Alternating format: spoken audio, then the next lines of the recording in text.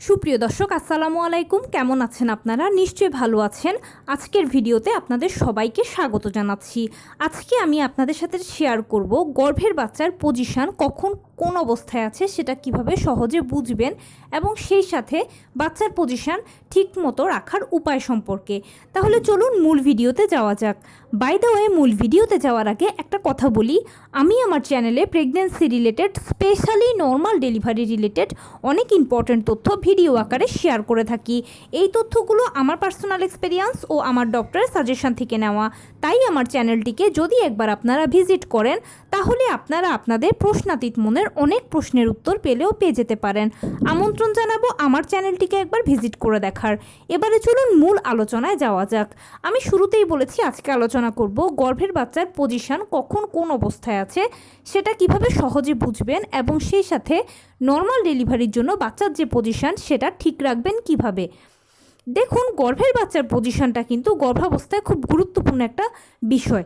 বাচ্চার নড়াচড়াটা যতটা গুরুত্বপূর্ণ, বাচ্চার পজিশন ঠিক মতো আছে কিনা সেটাও গুরুত্বপূর্ণ। কেননা আপনারা সবাই জানেন যে বাচ্চার পজিশানটা অবশ্যই সেফালিক হতে হবে যদি আপনি নর্মাল ডেলিভারি চান। আর নর্মাল ডেলিভারির জন্য বাচ্চার পজিশান সেফালিক মাস্ট। যদি সেফালিক পজিশান না হয়ে বাচ্চা বিচ বা ট্রান্সভার্স থাকে তাহলে কিন্তু সেক্ষেত্রে নর্মাল ডেলিভারি কোনো মতেই হবে না। যদিও বিচ বা উল্টো পজিশান থাকলেও নর্মাল ডেলিভারি আগে হতো, কিন্তু বর্তমান সময়ে ডাক্তাররা খুব বেশি সাপোর্ট করতে চান না।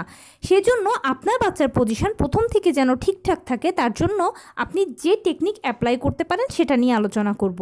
প্রথমেই বলি বাচ্চার পজিশন কখন কোন অবস্থা আছে সেটা বুঝবেন কিভাবে। দেখুন, বাচ্চার পজিশন যখন বিচ বা উল্টো থাকবে তখন আপনার বুকের দিকে চাপ পড়বে অনেক বেশি। আপনার বুকে পিঠে ব্যথা করবে, পাঁজরে ব্যথা করবে, নিঃশ্বাস নিতে কষ্ট হবে। এভাবেই বুঝতে পারেন যে বাচ্চার পজিশনটা উপরের দিকে আছে, মানে মাথা উপরের দিকে আছে, পা নিচের দিকে আছে। এটাকে বিচ পজিশন বলা হয়। কিন্তু বাচ্চা যদি ট্রান্সভার্স থাকে, মানে আড়াআড়ি থাকে, হয়তো বাম দিকে মাথা আছে ডান দিকে পা আছে, বা কারো কারো দেখা যায় ডান দিকে মাথা আছে বাম দিকে পা আছে, এভাবে আড়াআড়ি পজিশনটাকে বলা হয় ট্রান্সভার্স। তো এই পজিশনটা যদি থাকে তখন আপনি সহজে বুঝতে পারবেন। বাম দিকে যদি বাচ্চার মাথা থাকে তাহলে সেক্ষেত্রে আপনার বাম দিকটা ফোলা থাকবে, ডান দিকে আপনি খালি খালি লাগবে। এছাড়া যখন আপনার বাচ্চার ডান দিকে মাথা থাকবে তখন ডান দিকে ভার লাগবে আর বাম দিকটা খালি খালি লাগবে। এভাবে সহজে বুঝতে পারবেন। আর বাচ্চার পজিশন যদি সেফালিক হয়ে যায় তাহলে তার মাথাটা চলে যাবে নিচের দিকে, পাটা উপরের দিকে চলে যাবে। সেক্ষেত্রে বোঝার উপায় হচ্ছে আপনার যৌনাঙ্গের দিকে ব্যথা করবে, তলপেটে ব্যথা করবে, ইউরিনারি ব্লাডারের উপর চাপ পড়ার কারণে ঘন ঘন প্রস্রাব পাবে। কিন্তু বাথরুমে গেলে দেখবেন যে হয়তো অল্পই 1 ফোঁটা প্রস্রাব হচ্ছে বা হচ্ছেই না, কিন্তু কন্টিনিউ যে প্রস্রাবের চাপটা সেটা আপনার লাগছে। এভাবে বুঝতে পারবেন যে বাচ্চার পজিশনটা সেফালিক হয়েছে, নর্মাল ডেলিভারির পজিশনে এসেছে। এখন বাচ্চার এই পজিশনটা, মানে নর্মাল ডেলিভারির জন্য যে সেফালিক পজিশন, এটা কিভাবে সবসময় বজায় রাখবেন। একটা কথা জেনে রাখুন, 8 মাস পর্যন্ত বাচ্চাদের পজিশন কিন্তু নড়তেই থাকে।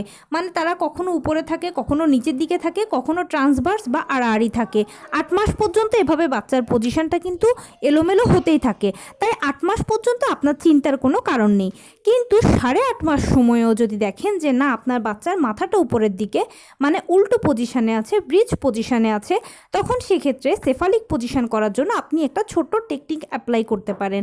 আর সেটা হচ্ছে একটা গামছা বা কাপড়কে আপনার বুকের থেকে একটু নিচে, পেটের থেকে একটু উপরে এরকম মাছ বরাবর বেঁধে রাখতে পারেন। কিছুদিন এভাবে বেঁধে রাখতে রাখতে দেখবেন যে বাচ্চার পজিশনটা আস্তে চেঞ্জ হয়ে গেছে। এর কারণ হচ্ছে বাচ্চারা উপরের দিকে যদি বাধা পায় তাহলে আস্তে তার মাথাটা নিচের দিকে চলে যাবে। এভাবেই আপনি আপনার বাচ্চার পজিশনকে ঘরে বসে সহজে নর্মাল ডেলিভারি পজিশনে, অর্থাৎ সেফালিক পজিশনে নিয়ে আসতে পারেন। আর অবশ্যই গর্ভাবস্থার প্রতিটি ট্রাইমেস্টারে আপনার বাচ্চার পজিশনটা আপনি খেয়াল করবেন। এতে যেটা হবে যে আপনি ডাক্তারের কাছে গেলে এ ব্যাপারটা ডাক্তারকে ইনফর্ম করতে পারবেন। যদি কোনো সমস্যা হয় তাহলেও ডাক্তার বলে দেবে, আর সমস্যা না থাকলে তো স্বাভাবিকই হলো এটা। তবে এটা খেয়াল করাটা একজন গর্ভবতী মায়ের কিন্তু উচিত। তো এই ছিল আজকের ভিডিও। কেমন লাগলো বলুন। যদি ভালো লেগে থাকে ও হেল্পফুল হয়ে থাকে তাহলে প্লিজ লাইক কমেন্ট শেয়ার করতে একদম ভুলবেন না। আর সেই সাথে আমার চ্যানেলটিকে সাবস্ক্রাইব করার বিনীত অনুরোধ রইল। পাশে থাকা বেল আইকনটি ক্লিক করে দেবেন যেন আমি ভিডিও আপলোড করার সাথে সাথে আপনার নোটিফিকেশান পেয়ে যান। এছাড়া যদি কোনো প্রশ্ন থাকে কমেন্টসে জানাবেন, আমি রিপ্লাই দেব। প্লাস যদি কোনো পরামর্শ থাকে যে কোন বিষয়ের উপরে ভিডিও বানালে আপনারা উপকৃত হবেন সেটাও জানাবেন।